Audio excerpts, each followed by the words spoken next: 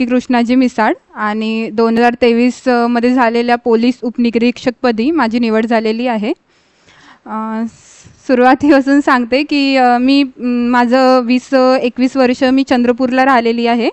त्यानंतर माझं शिक्षण ग्रॅज्युएशन पर्यंत चंद्रपूरलाच झालेलं आहे आणि त्यानंतर मी इकडे शिफ्ट झाली फॅमिलीसोबत नागपूरला। आणि इथे MPSC मध्ये कशी आली सांगायचं तर माझी ताई होती, चुलत ताई, जी PSI होती। ताई भाऊजी दोघेही PSI आहेत माझे। तर त्यांच्याकडूनच मला खूप मार्गदर्शन आणि फायनान्शियली स्टॅबिलिटी पण त्यांच्याकडूनच मिळालेलं आहे की म्हणजे पूर्ण मला MPSC साठी हेल्प म्हटलं तर तिनेच केलेली आहे। त्यानंतर मी 2021 ला सुरू केला आहे MPSC। MPSC जानेवारीमध्ये लायब्ररी लावली आणि एप्रिलपासून प्रॉपर अभ्यास सुरू केला मी। त्याच्यानंतर 2022चं टॅक्स माझं थोडं 3 मार्कनी राहिलं होतं आणि त्याच्यानंतर 30 एप्रिलला 2023ची एक्झाम होती माझ्याकडे। मग माझ्या एक्झाम गेल्या होत्या, माझी राज्यसेवा पण निघाली नव्हती आणि PSI मला वाटलं की माझे कंबाईनची एकतरी पोस्ट निघेल किंवा टॅक्स असिस्टंट तरी निघेल, पण नव्हती निघाली। तर त्यामुळे मी खूप खचली होती आणि खूप म्हणजे खूप निगेटिव्हिटी आली होती माझ्यात की माझं होईल की नाही किंवा आपण काही करू शकणार की नाही करू शकणार। आणि खरं तर माझी फायनान्शियल कंडिशन पण खूप काही ठीक नव्हती। माझे पप्पा हॉटेलमध्ये वेटरची जॉब करतात, तर तुम्ही समजू शकता की माझ्या घरची परिस्थिती कशी असेल बा म्हणून। तर मला सगळी हेल्प माझ्या ताईने केली आहे। तर त्याच्यामुळे माझ्यावर एक प्रेशर पण होतं की एकतर दुसरे आपल्याला हेल्प करत आहे, आपल्यावर पैसे इन्व्हेस्ट करत आहे ना, आपण त्याचं सार्थक करू शकणार की नाही करू शकणार। माझ्यावर तेच मेंटल प्रेशर खूप जास्त होतं हे सगळं करण्याचं। मग त्यानंतर मी माझ्यात असं खूप असं काही खास तर नाही आहे, कारण कोणीही करू शकतं आणि खूप हुशार पण नाही आहे मी एक खूप ॲव्हरेज स्टुडंट आहे की माझं BSc मायक्रोबायोलॉजी झालं आहे आणि त्याच्यामध्ये माझे खूप बॅकलॉग्स लागलेले आहेत। मी खूप म्हणजे 3 वर्षाच्या ग्रॅज्युएशनला 4 वर्ष लावले आहेत ग्रॅज्युएशन काढायसाठी। सो मी असं खूप हुशार आहे बा आणि खूप काही केलं आहे असं काहीच नाही आहे, मी खूप ॲव्हरेज स्टुडंट आहे। तर माझं एकच गुड पॉईंट होतं माझ्यामध्ये की माझ्यात कन्सिस्टन्सी होती आणि माझ्यात पेशन्स होता। पेशन्स म्हणजे खूप पेशन्स नाही आहे, पण मी या जर्नीमध्ये पेशन्स ठेवला आणि कन्सिस्टन्सी म्हणजे तेच एक माझ्यात खास होतं की माझ्यात कन्सिस्टन्सी होती। मी ते कन्सिस्टन्सी कधी सोडलीच नव्हती की म्हणजे असं म्हणतात ना की कन्सिस्टन्सी इज द की, ते आहेच की खूप कमी अभ्यास असला म्हणजे हुशार नसलं तरी चालते, पण कन्सिस्टन्सी असणं खूप गरजेचं आहे। तर पुन्हा हेच सांगायचं होतं। आणि त्याच्यानंतर प्रीचा अभ्यास मग माझं 23च्या 4 एक्झाम निघाल्या होत्या। FSO निघाली होती क्लास 1ची, क्लास 2ची 1 निघाली होती PSI आणि क्लास 3च्या 2 निघाल्या होत्या टॅक्स आणि क्लर्क। त्यापैकी मग मी प्रीचा अभ्यास तर मग इकडेच केला होता CRCमध्ये। तिथेच माझी लायब्ररी होती, फक्त तिथे लायब्ररीमध्येच असायची मी, क्लास वगैरे नव्हता माझा।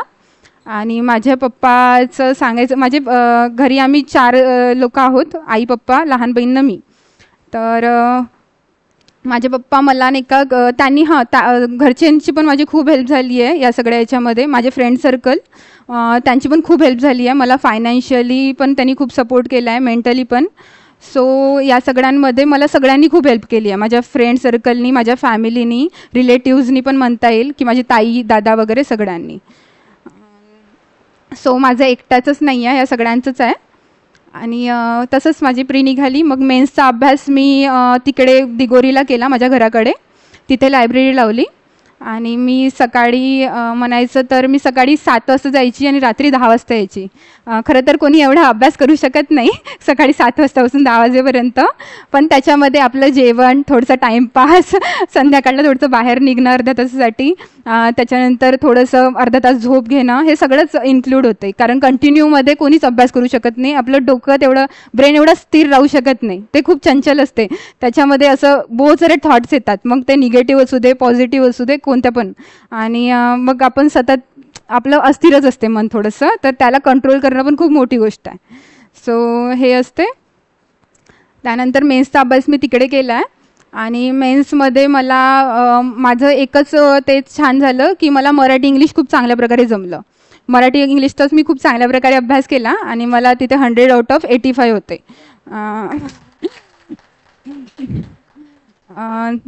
पण तेव्हा मी फक्त मराठी इंग्लिशवरच खूप जोर दिला आणि एक चूक केली की मी जीएसचा अभ्यासच नाही केला. फक्त प्रीच्याच भरोशी होती का प्रीमध्ये ठीकठाक आले बा तर याच्यामध्ये पण येऊन जाईल. सो तसं करून त्याच्यामुळेच फक्त माझ्या ग्रामरमुळे मराठी इंग्लिशच्या त्याच्यामुळे मी आज इथपर्यंत आहे असं म्हणायला पण काही हरकत नाही. कारण मी जीएसचा अभ्यास केलाच नव्हता, नाहीच्या बरोबरच केला होता, काहीच नाही केला. छान लँग्वेजचा अभ्यास केला.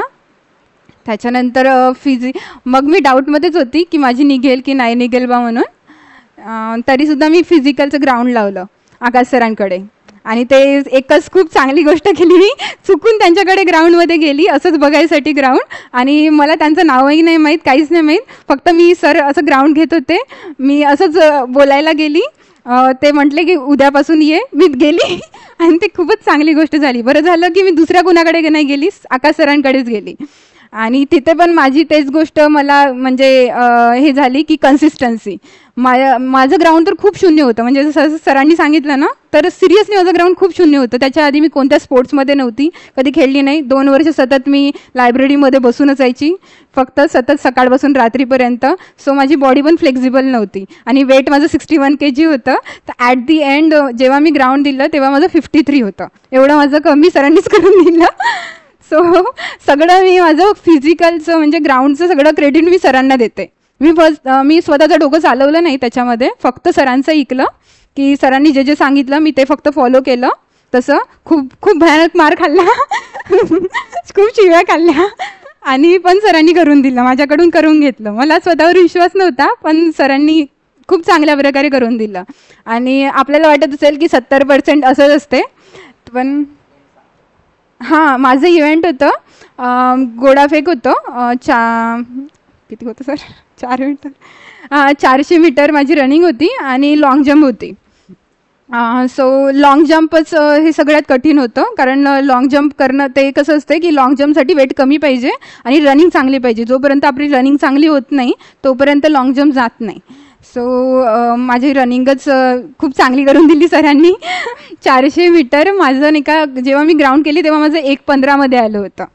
हां, तर ते खूपच म्हणजे मला विश्वास नव्हता हो ते 1:15 मी ज्या मुलीचं. आणि बाकी ज्या मुली होत्या ज्यांनी म्हणजे आमच्या जागा होत्या पूर्ण मुलामुलींच्या 150 जागा होत्या, त्याच्यामध्ये आम्ही फक्त 14 मुली आहोत.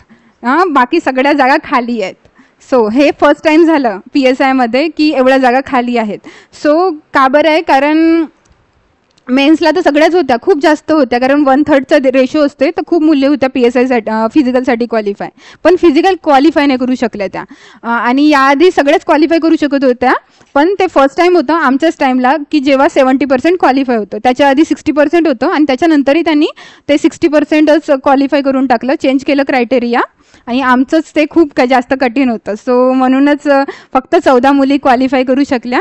आणि त्यापैकी मोस्टली अशा होत्या की ज्यांचं स्पोर्ट्स होतं, जे काहीतरी खेळत होत्या अशाच होत्या. आणि मी एकटीच अशी होती की जी कोणत्या स्पोर्ट्समध्ये नव्हती, काहीच नव्हती. सो त्यामुळे मला असं वाटतं की म्हणजे फिजिकलचं सर्व क्रेडिट मी सरांनाच देईल की त्यांनी चांगल्या प्रकारे माझ्याकडून म्हणजे खूप करून घेतलं. त्यांना जेवढं एफर्ट्स टाकता येईल तेवढं टाकलं त्यांनी. हां, आणि मला याच्यामध्ये 3 चान्स नव्हते इव्हेंटसाठी, फक्त 1 चान्स होता. मला एका चान्समध्ये स्टे करायचं होतं. सो घोड्यासाठी पण 1च चान्स होता आणि लाँग जम्पसाठी पण 1च. सो म्हणजे होतं थोडंसं कठीणच होतं, पण ते होऊन गेलं. सो तुम्ही पण एका फिजिकल सरांकडे करत असणार तर फक्त कन्सिस्टन्सी ठेवा आणि नाही का म्हणजे सरांवर विश्वास ठेवा आणि म्हणजे रोज जात जा. फक्त मी केलं तर नाही खूप काही, पण सुरुवातीला खूप शून्य होती, पण माझ्यात कन्सिस्टन्सी होती. एकच पॉझिटिव्ह पॉईंट मला स्वतःतला माहीत आहे की माझ्यात कन्सिस्टन्सी होती. सो एवढंच.